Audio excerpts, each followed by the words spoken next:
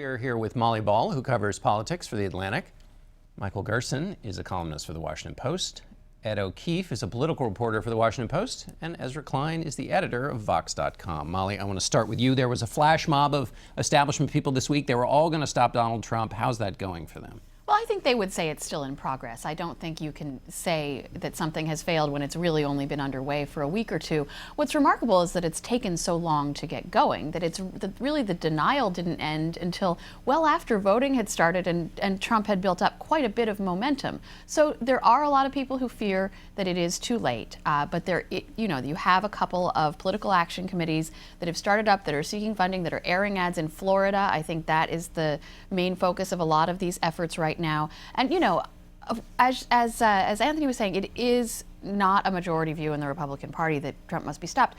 But I think it's very remarkable at this juncture to have a 43% plurality of a political party saying that they are hell-bent on stopping the frontrunner. Michael, you wrote about the alternatives. What's the most plausible one for actually stopping Donald Trump?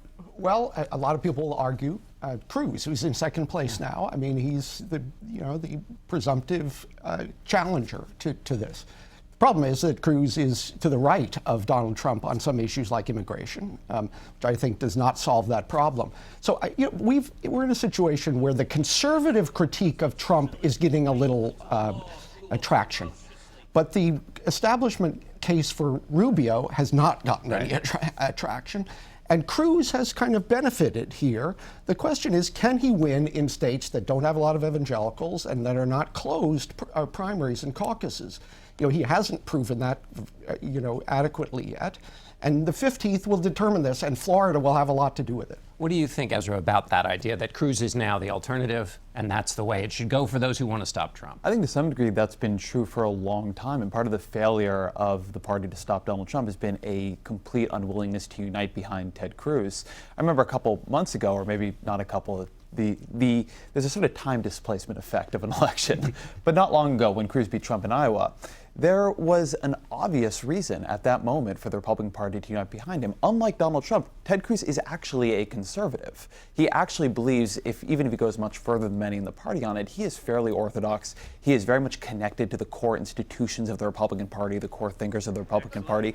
They, and I and many other folks at that moment, expected to see some uniting behind Ted Cruz, and it didn't happen because they really, really, really hate Ted Cruz. Lindsey Graham came out at a dinner recently and said, if you killed Ted Cruz on the Senate floor, the Senate wouldn't vote to convict. But that's been a problem for them. But a sign of warming, Lindsey Graham said he would support Cruz now, and they even talked on the phone. Desperate times. My gosh, they may be picnicking soon.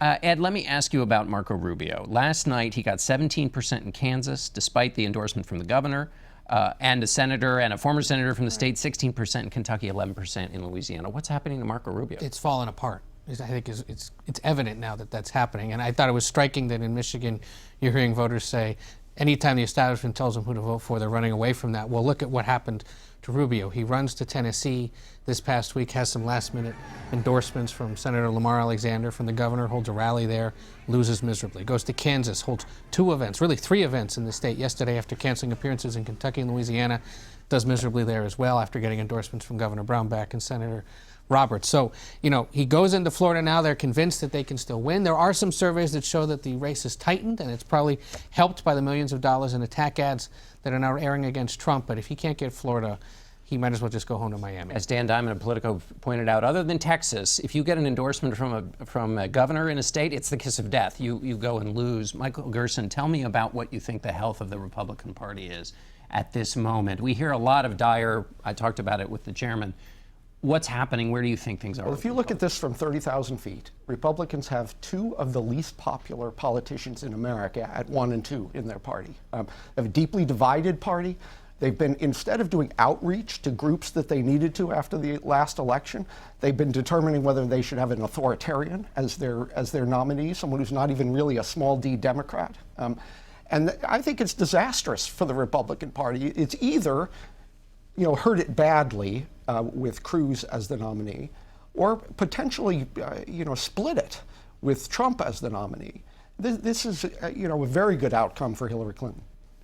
Molly, the establishment push against Donald Trump. Isn't that exacerbating the very thing that caused Trump to rise in the first place, which is the sense that the establishment was basically completely out of touch with the people in the party and the conservative movement? Well, and that's why, as Mike said, this party is falling apart, because you did have an establishment that was so profoundly out of touch with a lot of the voters in the base of the party that they completely failed to take seriously the candidacy of Trump and the anger that he was tapping. There was a feeling that this was a joke. There was so much denial that this was a real thing. You now have a frontrunner who's won the majority of states, the majority of delegates. We're pretty far down the calendar, and normally that would lead to a sort of bandwagon effect. Everybody would be getting on board. But other than Chris Christie, you know, most of the sort of Republican office holders and donors and so forth are running screaming in the other direction, talking about a contested convention. So as Mike said, there's no visible outcome right now that doesn't entail sort of a falling apart of the party. I think people have to appreciate what happened this week, that you had both the 2012 and the 2008 Republican nominees come out and say, we need to stop the guy who's on the verge of becoming the 2016 nominee. Mitt Romney and John McCain both saying that, you know, he's bad for the party, he's bad for the country, and somebody else needs to step up. The problem is, of course, you ask Romney, well, would you be willing to put in your name? No. Would you endorse somebody? No. I just wanted to sort of say these things because I want to be able to look my grandchildren in the eye. Well, great that he spoke out. Unclear that it's actually going to help things at this point. But still, it shows that there is no solution if you're someone worried about Trump possibly winning the nomination. But that's why the poll result we mentioned a couple minutes ago is so important, that 4-1 Republican voters do not want a candidate who is touched by the establishment. At a very core level, the Republican Party is failing in the most basic function of a political party. What a political party does in a very complex world like we have is help voters decide who to trust. If you've gotten to a point where when the political party says, trust this guy, the voter says, oh, that's actually a disendorsement. Right. Then you've gotten into a very profound place of dysfunction because you've lost that function of organizing information for voters. Now they don't have very, very good ways to figure out who to trust. And that's going to be a really hard place for the Republican Party to organize if the fact that the establishment is organizing can potentially become a boon for Donald Trump, because it shows that he is standing up to a Republican Party that Republicans no longer like. Quickly, Michael, before we switch to the Yeah, Democrats. I wouldn't underestimate that. I think Republicans found some effective attacks against Trump in the debate, both as a financial fraud and as an ideological fraud. That, I think, got some real momentum this week, those types of attacks. And going forward, I mean, that may be an important achievement of the week. Molly, on the Democratic race, Bernie Sanders, is it basically over for him? Is Hillary Clinton on her way to the nomination? I think she is. It is not over, but it is mostly over. And it is over because of the demographic alignment behind Hillary Clinton. As she told you earlier, she has obviously gotten the vast majority of minority voters. And I think in a Democratic Party that is increasingly fueled by a minority-based national coalition, you can't be a credible nominee of this party if African American voters don't support you. But it is also true that she is winning white voters, winning Latino voters. So she's got a very diverse coalition behind her. Bernie did win 2 of 3 states last night. He does clearly still have a lot of support, and I think the party still has to grapple with what he represents.